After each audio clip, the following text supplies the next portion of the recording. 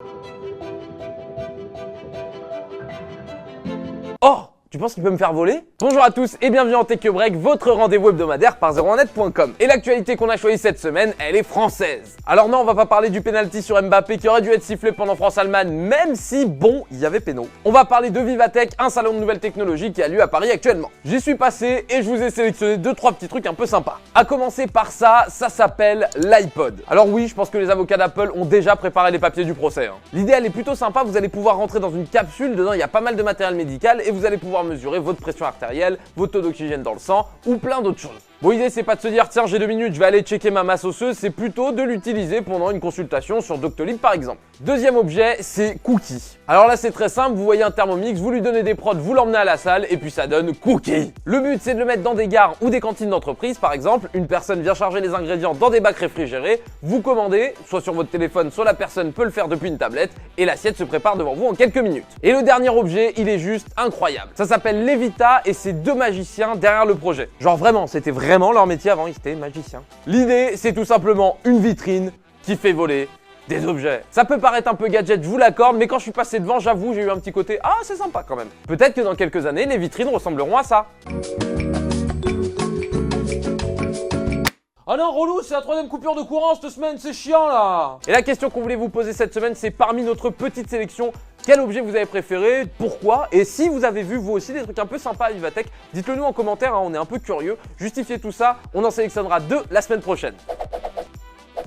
Et le chiffre de cette semaine, c'est 500 000 $. C'est la somme qu'a gagné en un mois un streamer sur Twitch. Alors bon, on parle pas de n'importe quel streamer, parce que le streamer en question, c'est Misskiff. Si vous dit rien, sachez qu'en moyenne, sur ces streams, il y a 40 000 personnes. Ce qui est pas dégueu, ça fait 5 fois le Zénith de Rouen, par exemple. Alors cette info, on l'a eu grâce à lui, en fait, il répondait à une question sur un de ses live Twitch. Tu sens quand même que dans sa réponse, il hésite. Limite, juste après l'avoir dit, il le regrette un petit peu. In the month of April, I made $500,000. Ce qu'il faut savoir, c'est que ces 500 000 $, c'est sûrement un chiffre d'affaires. Même si ça reste énorme, c'est pas ce qui va directement dans sa poche. Il y a 2-3 phases avant, comme les impôts ou l'URSSAF. Enfin, qui est aux États-Unis, l'URSSAF. Bon, évidemment, tous ces chiffres-là, ça fait rêver, mais il faut quand même se rappeler que pour la majorité des streamers, Twitch, c'est pas 500 000 $ par mois. Oh, j'ai un viewer, trop bien! Non, il est parti! Reviens! Reviens, je t'ai dit! Et place au concours, la semaine dernière on vous offrait votre ventilateur connecté de chez Dux et c'est Léo qui l'a gagné, bravo à toi, va voir ton commentaire pour voir comment récupérer ton ventilateur, visiblement tu avais l'air d'en avoir vraiment besoin en plus. Et cette semaine on vous offre pas un produit, pas 2 produits, mais bien 3 produits Xiaomi. Le Mi Smart Band 6, la Mi Smart Clock et le Redmi Note 10, je peux jongler avec tout ça mais on va pas prendre de risques. Voilà, vous avez tout, la montre, le téléphone, le réveil. Pour participer, c'est très simple. Ça se passe sur notre Twitter. On vous met un petit lien juste en dessous. Vous allez cliquer, tout est expliqué. C'est très simple. Il me reste plus qu'à vous souhaiter bonne chance. Et puis là, plus d'excuses pour pas se réveiller à l'heure. Surtout avec ça. C'est que des trucs pour se réveiller à l'heure. Et la vidéo de cette semaine, il y en a 2-3 qui l'attendaient. Oh, peut-être un peu plus.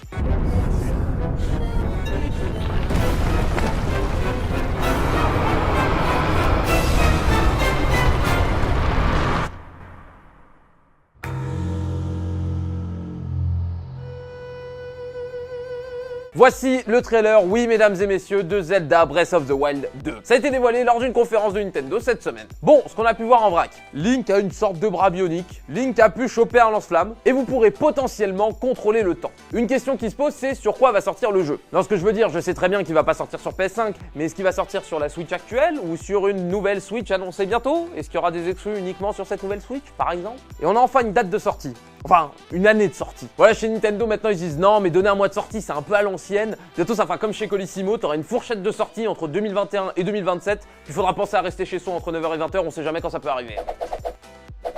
Et la semaine dernière, on vous demandait ce que vous pensiez de la WWDC d'Apple et vous nous avez répondu. Alors, il y a 2 salles, 2 ambiances. Gloriette nous dit que ça a été la WWDC la plus soporifique de toute l'histoire d'Apple.